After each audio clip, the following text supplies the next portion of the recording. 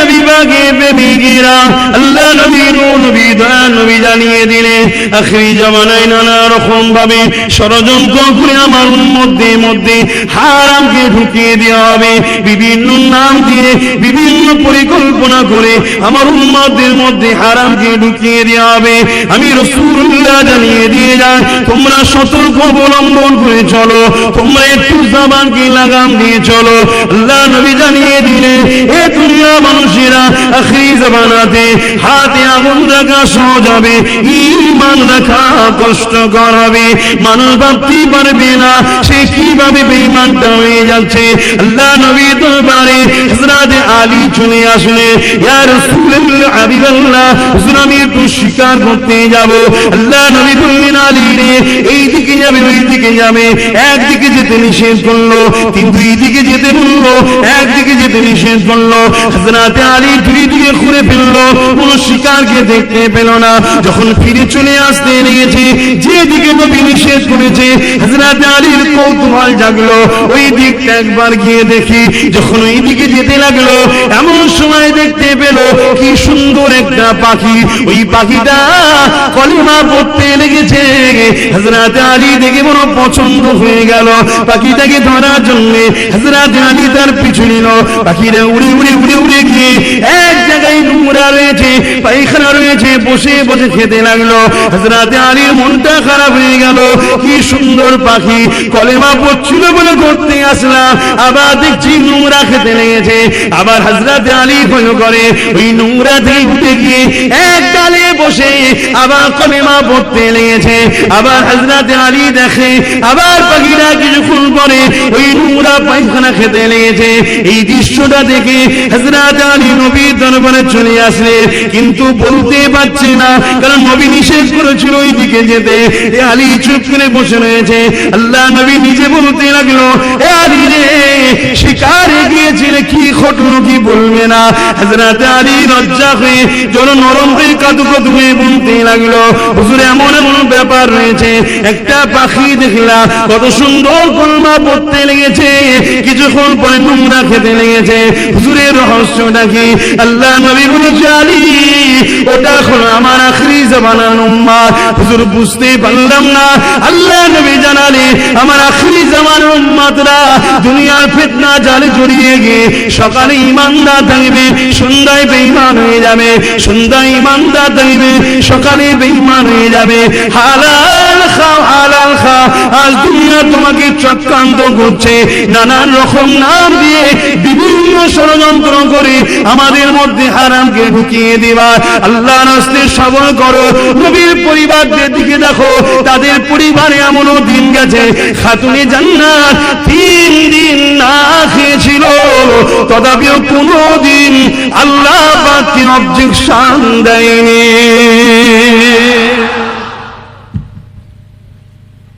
দেখুন সব নবী বলে গেছে, মানা না মানা সব আপনাদের ব্যাপার।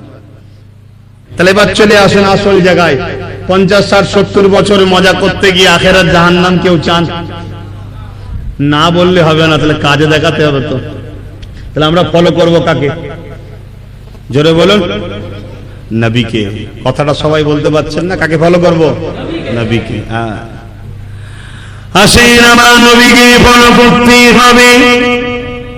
নবীকে ফলো করতে গেলে সব দিক উত্তমভাবে ফলো করেছে কারা, তাদেরকে অনুসরণ করতে হবে। কেন আল্লাহ কোরআন পাকের মধ্যে জানিয়ে দিলেন, কুল ইন কুনতুম তুহিব্বুনাল্লাহ ফাত্তাবিউনি ইউহিব্বুকুমুল্লাহ ওয়া ইয়াগফির লাকুম যুনুবাকুম ওয়াল্লাহু গফুরুর রহিম।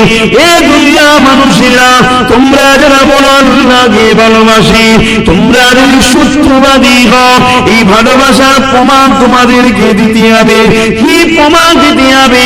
ফাত্তাবিউনি, আগে আমার রাসূলের ইত্তিবা করতে হবে, আমার রাসূলকে অনুসরণ করতে হবে, আমার নবীকে ফলো করতে হবে। তোমার জিন্দেগিতে, তোমার লাইফেতে, তোমার সংসার জীবনে, তোমার ব্যবসা জীবনে, তোমার অর্থ জীবনে, তোমার সামাজিক জীবনে, তোমার রাষ্ট্রীয় জীবনে, তোমার রাজনীতির জীবনে, সব কিছু দিয়ে তোমাকে এ থেকে যে পর্যন্ত আমার নবীর ইত্তেবা করতে হবে, নবীর অনুসরণ করতে হবে। তোমরা যতই গুনাহগার হও না কেন, তোমরা যদি আমার নবীর ইত্তেবা করে নাও, আমি আল্লাহ ঘোষণা করে দিলাম, আমি তাদেরকে ভালোবেসে নেব।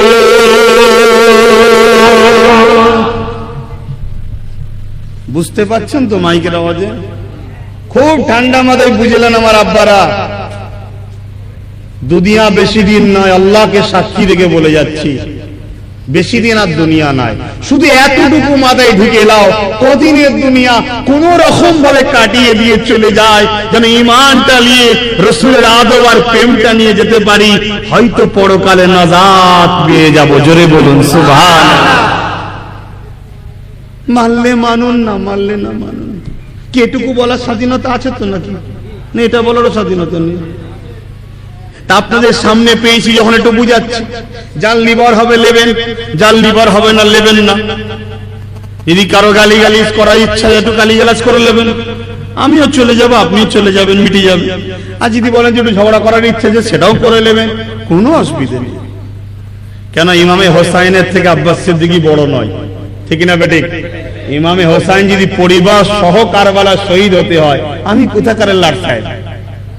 আল্লাহ দিনের জন্য হতে হবে। শুনছেন তো নাকি?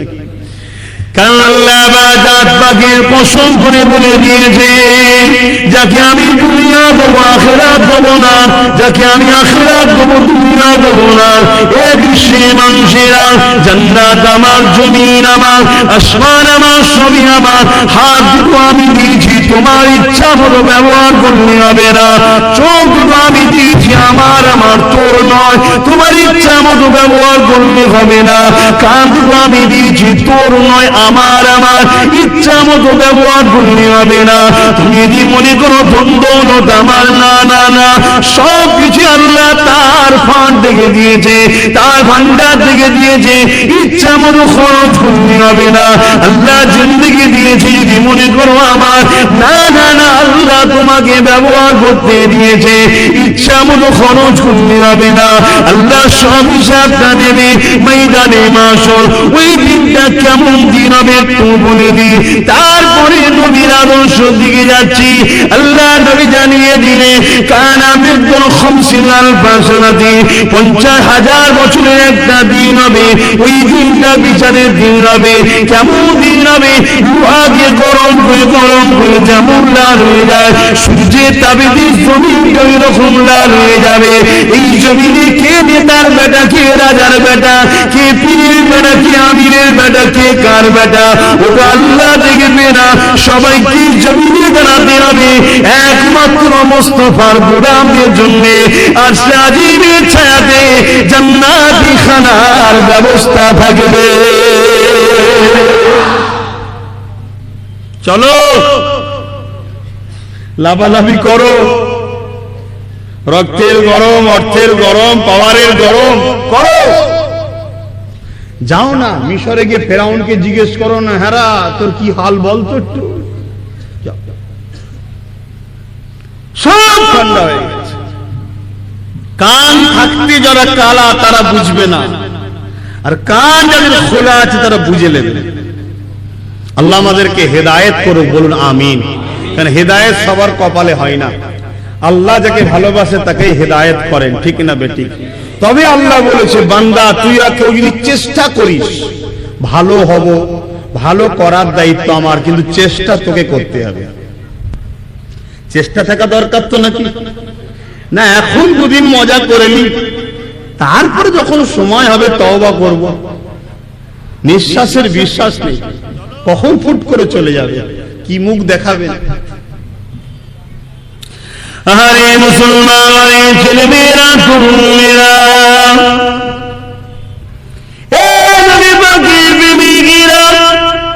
আল্লাহ জানিয়ে দিলেন যারা আমার নবীর ইত্তেবা করবে, আমার নবীর অনুসরণ করবে, আমার নবীকে প্রিয় করবে, আমার নবীকে ফলো করবে, উঠতে বসতে চলতে চাল চলনে সব কিছুতে 24টা ঘন্টা সব কিছুর বিষয়ে মুহাম্মদ ছাড়া অন্য কারো অনুসরণ করা চলবে না।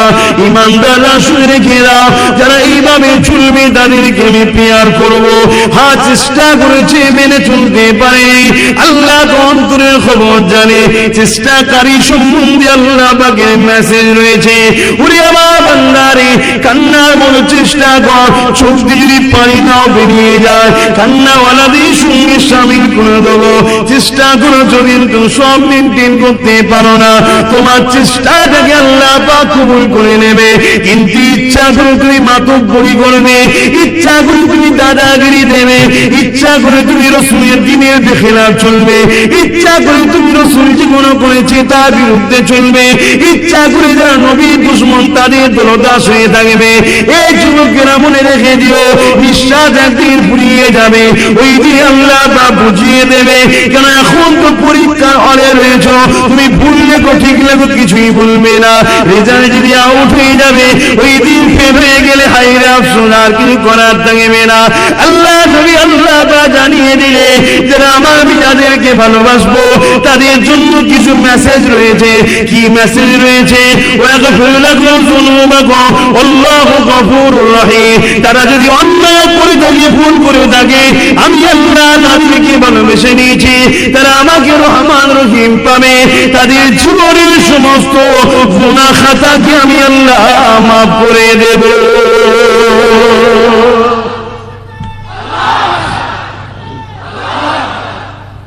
আজকে এখানে বসে আছে অনেক ছেলে, যুবক ছেলে এসছে, আমি দেখছি প্যান্ট শার্ট পরা, মাথায় টুপি নেই, আম ভাবে এসে বসেছে, 30 বছর 40 বছর বয়স। ভুল হয়েছে না হয়নি?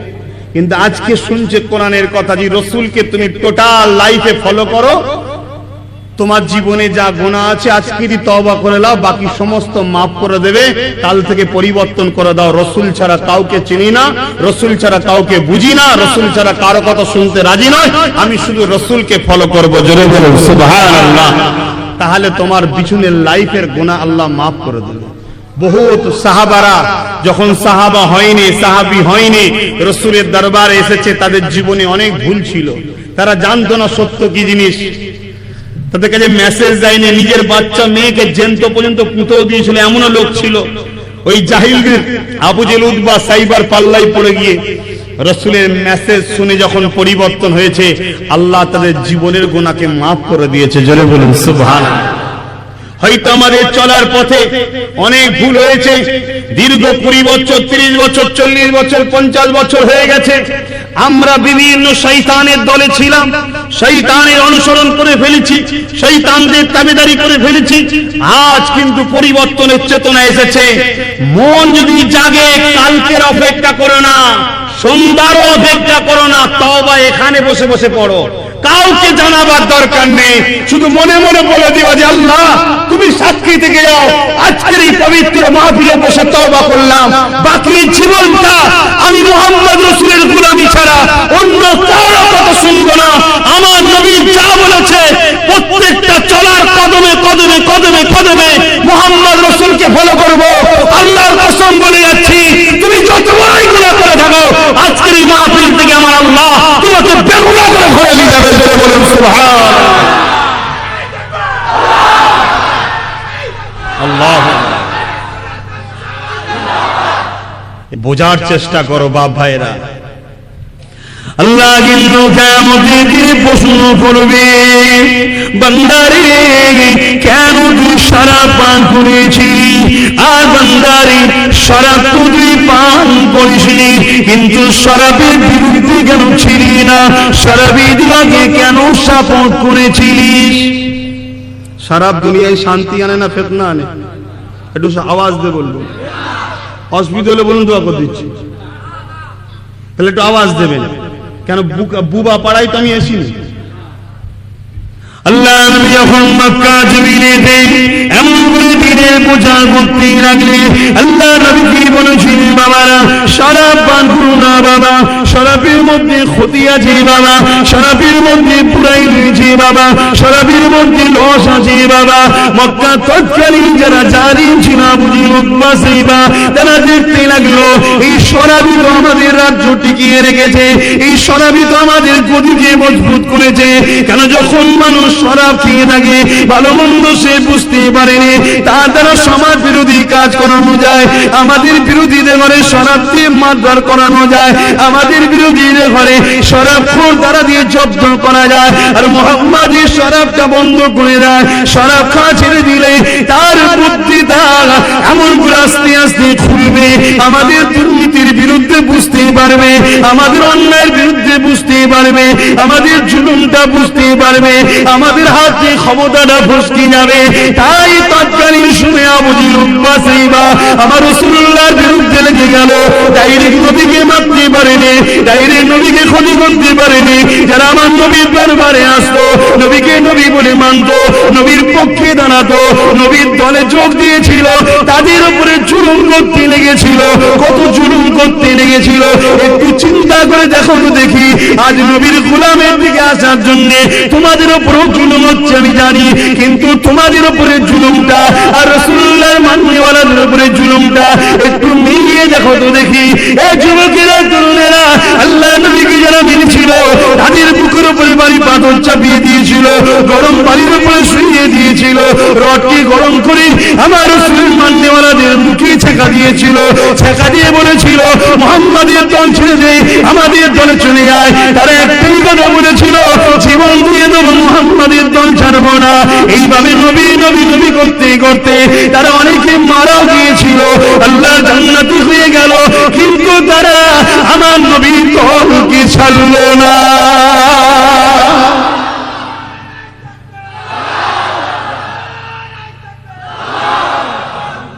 বেজার হচ্ছেন? ভুল শিখাচ্ছি? দেখুন, বুঝার চেষ্টা করুন। আল্লাহ আমাদেরকে সৎ বুদ্ধি দেন, বলুন আল্লাহুম্মা আমিন। বলবেন নবীর দিকে আছি,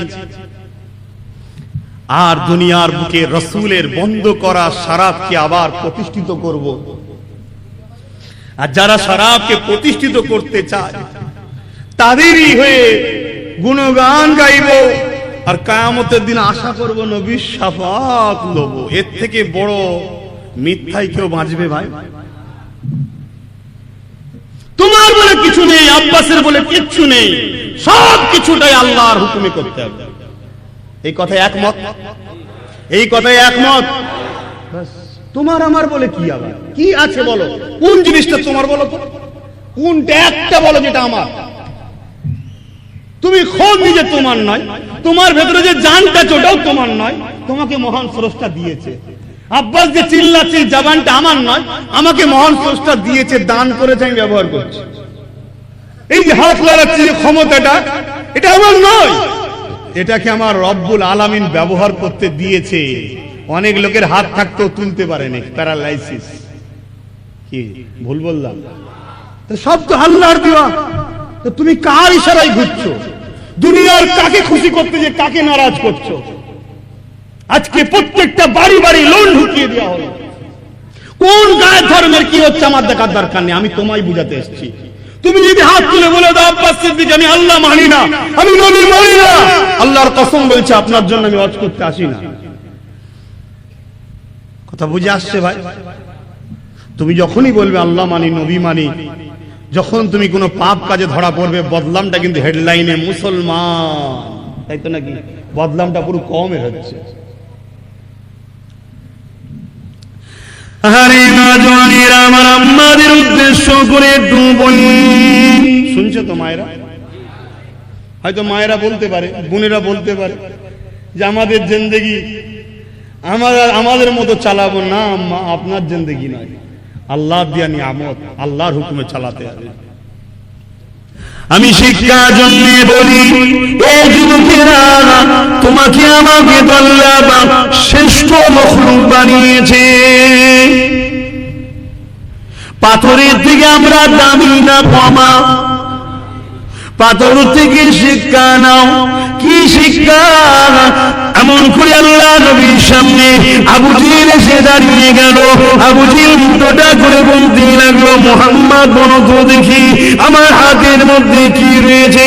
এই ওকে আপনারা সবাই জানে, কিন্তু এ থেকে জ্ঞান নেবার ব্যাপার আছে। ওই জ্ঞানটা একটু আপনাদের কাছে খোলাসা করে দিয়ে যায়।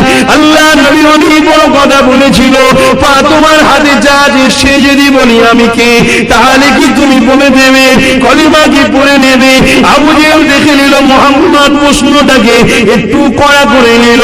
কেন? আবু জেহেল চোখ থাকতে অন্ধ ছিল, কান থাকতে কালা ছিল, তার অন্তরে খোদা মোহর মেরে দিয়েছে, সে হিদায়াত পাবে না। নবীর চাচা ছিল আবু জেহেল, নিজের চাচা নয়। এমন করে আবু জেহেল যখন এই কথা বলেছিল, আল্লাহ নবী আবু জেহেলের হাতে দিয়ে তাকালো। আবু জেহেলের হাতে একটা পাথর ছিল। যে বিষয়টা আমি বলতে চাইছি, ওই পাথরটা কার কবজাতে ছিল? একটু সাড়া দেবেন। কার দখলে ছিল? কার রাজত্ব চলছিল পাথরটার উপরে? কার ক্ষমতা চলছিল পাথরটার উপরে? কার দখলে ছিল পাথরটা? আবু জেহেলের দখলে ছিল। এ আমার নবীর গোলামেরা, এ যুবকেরা, যুবতীরা, আম্মারা, বোনেরা, ভাইরা, বাপেরা, মৃত্যু তো অবশ্যই একদিন আসবে। আল্লাহ জানিয়ে দিল, এ বান্দা জান্নাত যদি নিতে চাও, এর বিনিময়ে তুমি আমাকে দুটো দাও। কি দেবো আল্লাহ? আমার রাস্তাতে জান দাও আর মাল দাও। আল্লাহ জান তো তুমি দিয়েছো, হ্যাঁ আমার রাস্তায় দিয়ে দে। মাল তো তুমি দিয়েছো, হ্যাঁ আমার রাস্তায় আবার দিয়ে দে। এর বিনিময়ে আমি আল্লাহ তোদেরকে জান্নাতটা দিয়ে দেব। জান দেবে না, মাল দেবে না, জান্নাত নেব আশা করাটা বোকামি হবে। কিয়ামতের দিনে ফেঁসে যাবে। হয়তো কোনো মানুষ মনে করতে পারো, যখন সময় আসবে দেখা যাবে। কি সময়ের কথা বলছো? বিশ্বাসের কোনো বিশ্বাস নাই। এখনই বুকটা যন্ত্রণা করে উঠবে, হাতটা দেবে, আস্তে আস্তে কাত হয়ে যাবে, নিঃশ্বাসটা বন্ধ হয়ে যাবে, কোনো গ্যারান্টি নাই। কি দেখে নেবে ময়দানে মাশরে? জান্নাতের দিকে একটা পুলের উপর দিয়ে যেতে হবে। ওই পুলের উপর দিয়ে গিয়ে জান্নাতে যেতে হবে। ওই পুলটা পার হতে হবে। ওই পুলটা হলো চুলের থেকেও সরু, ওই পুলটা হলো হীরের থেকে ওধার। ওই পুলটা পার হতে গেলে আল্লাহর প্রেমিক হতে হবে, নবীর প্রেমিক হতে হবে। ওখানে গায়ের জোর চলবে না, ওখানে পয়সা চলবে না, ওখানে রূপ যৌবন চলবে না, ওখানে কে তোমার পিছনে আছে চলবে না। ওখানে ইমানের পাওয়ার যার যত বেশি, সে তত দ্রুত পার হয়ে চলে যাবে। কি দেখে নেবে যুবকেরা, কি দেখে নেবে মায়েরা, বোনেরা? এই দুনিয়ার জমিনে কে তোমাকে পাঠানো ভেবে দেখো, কি জন্য পাঠানো ভেবে দেখো। বারবার বলে দিয়ে যায়, শুনে রেখেরা, এই দুনিয়ার ময়াই করে আখিরাতকে ভুলে যেও না গো। এ যুবকেরা, তরুণীরা, বাপেরা, আমার নবী পাক জানিয়ে দিলেন, ওই কিয়ামতের দিনটা এত কঠিন দিন হবে, যে দিনেতে বাপ নিজের ছেলেকে জমিনে শুইয়ে দিয়ে তার বুকের উপরে পা দিয়ে দাঁড়িয়ে যাবে। ওই কিয়ামতের দিনটা এত কঠিন দিন হবে, ছেলেকে বাপ, বাপকে ছেলে, ছেলে বাপকে জমিনে শুইয়ে দিয়ে তার বুকের উপরে পা দিয়ে দাঁড়িয়ে যাবে। তাহলে সেই কিয়ামতের দিনে অন্য কেউ কারো হবে না গো। কিন্তু এই কিয়ামতের দিনেতে আমার রাসূলের ঝান্ডাকে দুনিয়ায় যারা উঠিয়ে রেখেছে, আমার নবীর দ্বীনের জন্য যারা কথা বলেছে, নিজের জীবনে বাস্তবায়ন করেছে এবং পরিবেশটাকে নবীর দ্বীন দ্বারা সাজিয়ে রেখেছে, অবশ্যই তাদের জন্য আল্লাহ নবীর শাফাআতটা ওয়াজিব হয়ে যাবে।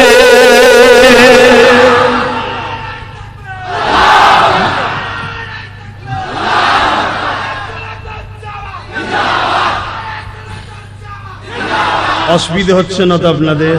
মাইকের আওয়াজে বুঝতে পারছেন? বিশেষ করে যুবকদের বলছি, আমার সোনার ভাই, অনুরোধ করছি, ব্যবসা করো, কারবার করো, ধনী হও, হারাম ইনকাম করে নাই। উসমান গানি কি ধনী ছিল না? ধনী হওয়া তো পাপ নয়, ধনী তো আল্লাহই বানায়। হও না? উসমান গানি কত বড় ধনী ছিল, পৃথিবীর নাম করা ধনী ছিল। খাতুনে আমার রাসূলুল্লাহর আহলিয়া আম্মাজান খাদিজাতুল কুবরা গরীব ছিল নাকি? পৃথিবী বিখ্যাত ধনী নারী ছিল। জোরে বলুন সুবহানাল্লাহ। হন না, কে মানা করছে? কিন্তু হারাম ইনকাম। আজ প্রত্যেকটা, মাফ করবেন, ভুল হলে বলবেন, 100-র মধ্যে বেশিরভাগ বাড়িতে, আমি অমুসলিমের কথা বলতে আসিনি, যারা দাবিদার মুসলমান তাদেরকে বলতে এসেছি, প্রত্যেকটা বাড়িতে হয় লটারি আর নাই সুদ, যে কোনো ভাবে হারাম ঢুকানো হচ্ছে না হয় না।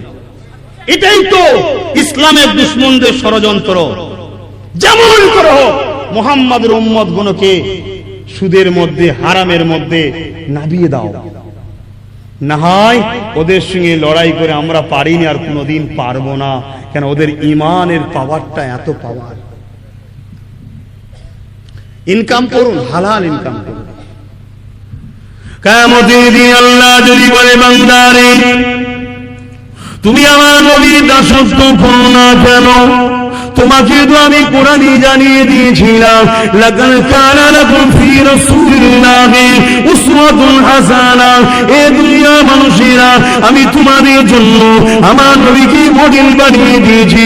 তোমরা আমার নবীকে ফলো করবে, নামাজ পড়বে নবীকে দেখো, রোজা রাখবে নবীকে দেখো, হজ করবে নবীকে দেখো, যাকাত দেবে নবীকে দেখো। তুমি আমি কিছু মানুষ বলবো, এ আল্লাহ, নামাজ তো নবীকে দেখেই পড়েছি, অর্থাৎ নবী যেভাবে পড়তে বলেছি পড়েছি, রোজা যেভাবে রাখতে বলেছি রেখেছি, হজ যেভাবে করতে বলেছি করেছি। কিন্তু আমার আল্লাহ বলবে, বান্দারে ব্যবসাটা কাকে দেখে করেছি রে?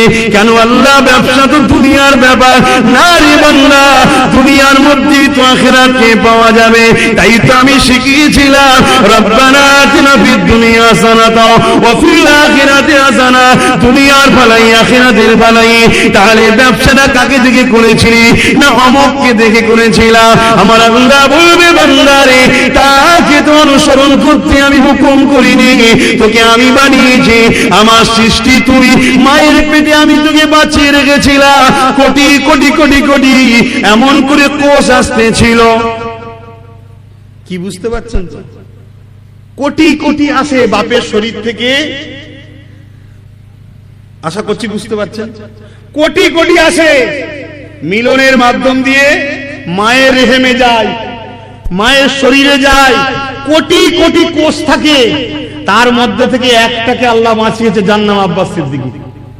সব মরে গেছে, তার মধ্যে আপনি একটা, আপনি একটা, আপনি একটা, সব মারা যায়। কোটি কোটি আসে, এটা একটা কোষ, এটা রূহ, ছোট্ট একটা পোকা ধরনের, সেইটা বাপের শরীরের মাধ্যম দিয়ে মায়ের রেহেমে গেছে। অনেকে ঢুকার চেষ্টা করেছে মায়ের রেহেমে, সবটাকে আল্লাহ মেরে দিয়েছে, এই একটাকে বাঁচিয়েছিল, সেটা আমি। তোমাদের কথাও বলছি, তোমারও আব্বার শরীর থেকে বহুত এসেছিল, সব মরে গেছে, একটা বাঁচেছিল, সেটা তুমি। তাহলে আমার আল্লাহ কত ভালোবেসে তোমায় সৃষ্টি করলো। আর বান্দা ব্যবসাটা করেছিস কাকে দেখে? কাকে দেখে করতে হবে? করি আমরা। আব্বাস সিদ্দিকী যখনই বলবে, বলি সব ঠিক হচ্ছে না, তুমি বাবা অন্য কথা বলো। আল্লাহ কিয়ামতের দিন আমাকে বলবে, বান্দারে আমার নবীর দাসত্ব কেন করলি না?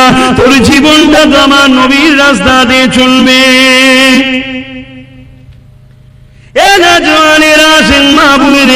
একটু বলছিলাম, দুদিনের দুনিয়ার ময়ায় পড়ে আখিরাত যে ভুলে যাবেন না, সামান্য কষ্ট হলে ধৈর্য হারিয়ে যাবেন না। মুমিনের সব থেকে বড় গুণ হলো মুসিবতে ধৈর্যের সাথে সবর করা। এই দুনিয়া জমিনেতে একটা নারীর কথা বলে যায়, যার নাম হলো হযরত সুমাইয়া। আমার আম্মারা বোনেরা একটু বোঝার চেষ্টা করেন, কোথায় যাচ্ছেন, কাদের ইশারায় পড়লে, কাদের অনুসরণ করে চলছেন। আপনার চালচলন তো খাতুনে জান্নাতের মতো হবে, আপনার চালচলন তো আম্মা আয়েশার মতো হবে, আপনার চালচলন তো নবীর খুশি অনুযায়ী হবে। কারণ এই দুনিয়ার জন্য একটা দিন ছিল, যেদিন মেয়েরা জন্ম নিলে তৎকালীন সন্ত্রাসীরা চেন্ত চেন্ত পুঁতিয়ে দিত। আল্লাহ নবী লড়াই করে লড়াই করে লড়াই করে, এ মা বোনেরা, তোমাদের জন্য বলতে গিয়ে আল্লাহ নবী মার খেয়েছে, তোমাদের জন্য বলতে গিয়ে আল্লাহ নবীর জীবনী খুলে দেখো, নবী কলেমার পরে কি দাওয়াত দিয়েছিল। নবী কলেমার প্রচারের পরে দুটো কথা বলেছিল, একটা শিশুদের অধিকার আর একটা হলো নারীদের অধিকার।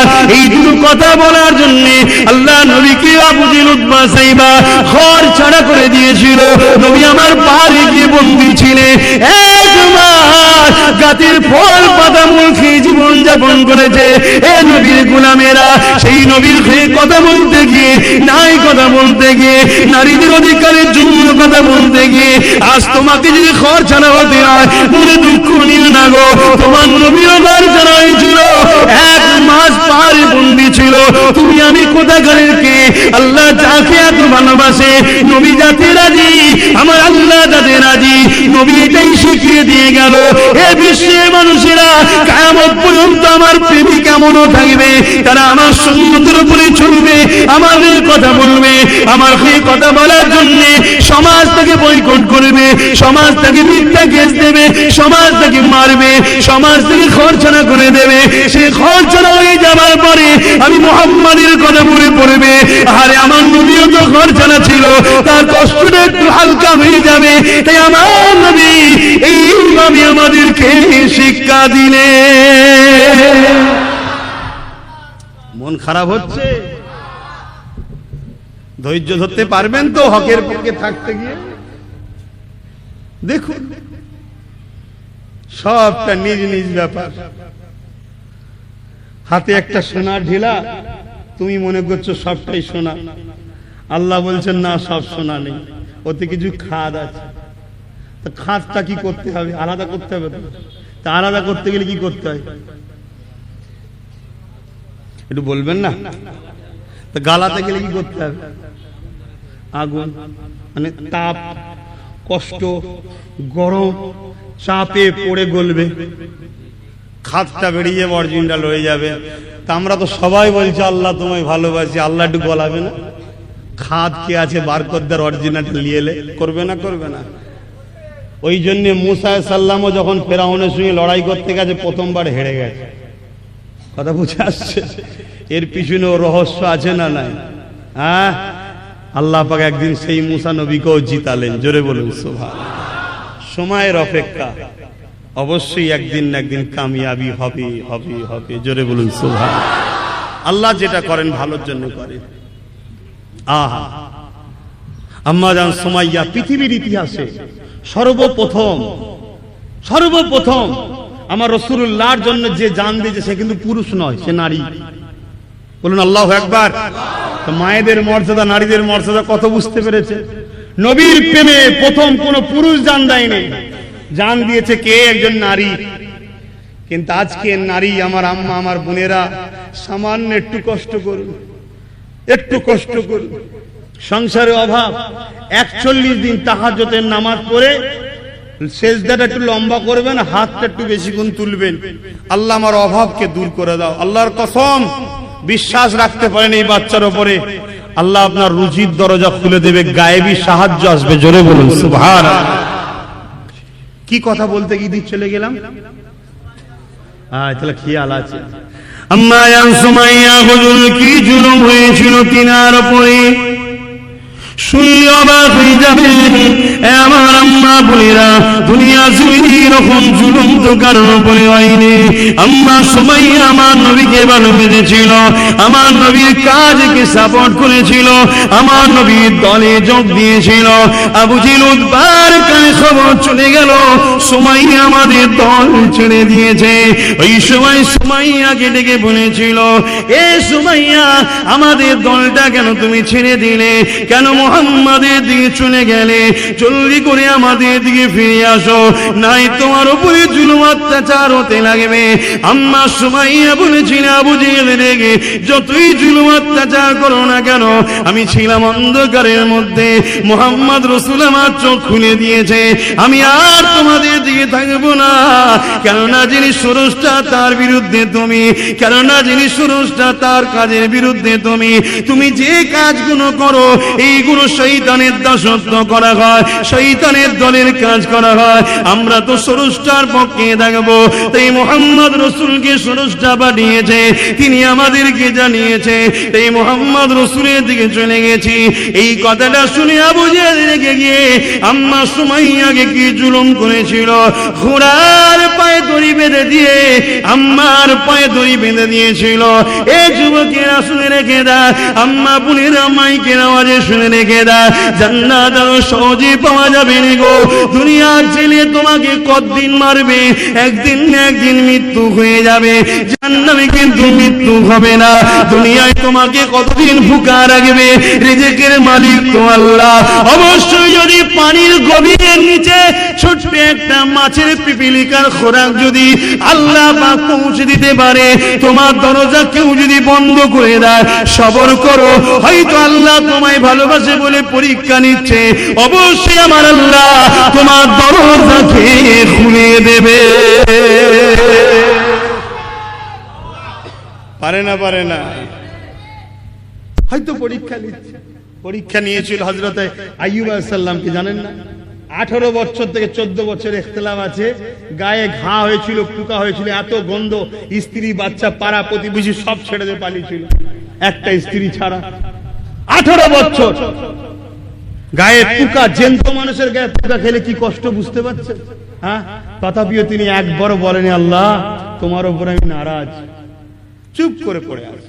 যেদিন জিভে ঘা পোকাটা লাগতে গেছে, তখন তিনি আওয়াজ দিয়েছে, আল্লাহ এই জিভে যদি তুমি পোকা দাও, আমি তাহলে তোমায় ডাকতে পারবো না, এটাই আমার কষ্ট। তুমি রহমান রহিম, তোমাকে আমি ডাকতে ভালোবাসি। জোরে বলুন সুবহানাল্লাহ। আল্লাহ খুশি হয়ে গেলেন, তোমার পরীক্ষা হয়ে গেছে, যাও, সব ভালো হয়ে গেল, স্ত্রী বাচ্চা সব ফিরে পেল। তা আল্লাহ পরীক্ষা নেবে না, নেবে না? তা আমায় নেবে না? তোমাদের নেবে না? আমার নবীকে যদি আল্লাহ পরীক্ষা নিয়ে থাকে, তোমাদের নেবে না? কত পরীক্ষা নিয়েছিল জানো না? মক্কা ছেড়ে নবীকে মদিনায় চলে যেতে হয়েছিল, জানো না? জানো না? তাহলে তুমি নিজেকে আয়নার সামনে দাঁড় করাও। পৃথিবীতে মানুষ সবাইকে ধোঁকা দিতে পারে, নিজের অন্তরকে কখনো ধোঁকা দিতে পারে না, ঠিক না বেঠিক? আয়নার সামনে দাঁড় করিয়ে তুমি নিজেকে প্রশ্ন করো, তুমি শয়তানের দিকে না রহমানের দিকে? তোমার আয়নার ছবি তোমায় উত্তর দেবে। আম্মা সুমাইয়া কথাটা বলেনি, আবু জেহেল এইভাবে ঘোড়ার সঙ্গে দড়িটা বেঁধে দিয়ে অর্ধউলঙ্গ করে আম্মা সুমাইয়াকে মরুভূমির গরম বাড়ির উপর দিয়ে টেনে টেনে টেনে টেনে নিয়ে যায়। একবার ভাবো, যে গরম বাড়ির উপরে মানুষ খালি বাট দিয়ে পারে না, তাই উঠে ফিরে চাপ দিয়ে আল্লাহ উঠকে এমন ভাবে তৈরি করেছে মরুভূমির গরম পানির উপরে সে চলতে পারে। এইরকম গরম পানি দিয়ে পা দিয়ে দেখা যায় না। আম্মাকে গরম পানিতে শুইয়ে দিয়ে বুকের উপরে বাড়ি পাথর চাপিয়ে দিয়ে ওই গরম পানির উপর দিয়ে টেনে টেনে টেনে টেনে নিয়ে যায়। এই পিঠে চামড়া গুলো গুটিয়ে গুটিয়ে গুটিয়ে গুটিয়ে গুটিয়ে গুটিয়ে আম্মা কাদের কাছে জড়ো হয়ে গেছে। এ ছেলেরা, যুবকেরা, তরুণেরা, দুনিয়াকে আল্লাহ দেখিয়ে দিল এ আসিয়াম সুমাইয়া রে, কিয়ামত পর্যন্ত তোর চর্চা চলবে। আমার প্রেমিক কাকে বলে দুনিয়া দেখে নেবে, তার উপরে দুনিয়া দাব দিয়ে ঠান্ডা হয়ে যাবে, দুনিয়া হেরে যাবে। আমার প্রেমিকের দিল থেকে আমাকে বার করতে পারবে না। সুমাইয়া তুই ধৈর্য ধরেলে, তুই ইন্তজার করেলে, দুনিয়াকে দেখিয়ে দে আল্লাহর প্রেমিকরা কেমন হয় বুঝিয়ে দে। দুনিয়ার লোভ লালসা ছেড়ে দেয়। আবু জেহেল বলতে লেগেছে, সুমাইয়া রে এই রকম কষ্ট তুই সহ্য করে তুই মুহাম্মাদের দলটা ছেড়ে দে, আমাদের দলে চলে আয়। তোকে অনেক ধন দৌলত দেবো, ঘর বাড়ি করে দেবো, পারাখানা দেবো।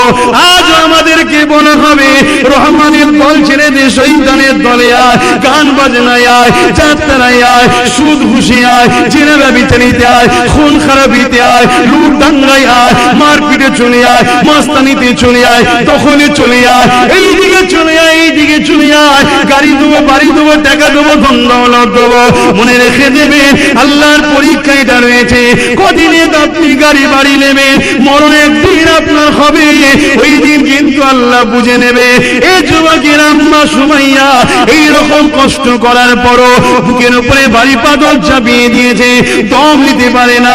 সুমাইয়া তথাপি আসমানের দিকে তাকিয়ে বলে, ও আমার আল্লাহ, আপনার দাসীর উপরে কত অত্যাচার হয়, আপনি তো সবই দেখছেন। আল্লাহ, দাসীকে কবুল করে নেন, দাসীকে জায়গা দেন জান্নাতে, দাসীর উপরে রাজি হয়ে যায়, দাসীর উপরে খুশি হয়ে যায়। এমন করে আবু জেহেল দেখলো এই সুমাইয়া তো পরিবর্তন হচ্ছে না। আম্মা সুমাইয়ার গোপন অঙ্গেতে বল্লমের আঘাত করে দিয়ে আম্মাকে শহীদ করে দিয়েছিল। আম্মা নিজের জান দেওয়া পছন্দ করেছে, আমার নবীর দল খেয়ে ছাড়ে রে।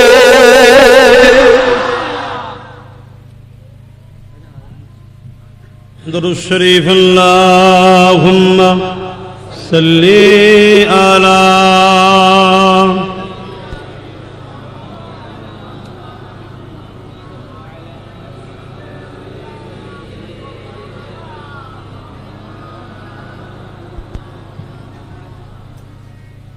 দেখি নাই তোমারে কোনদিন,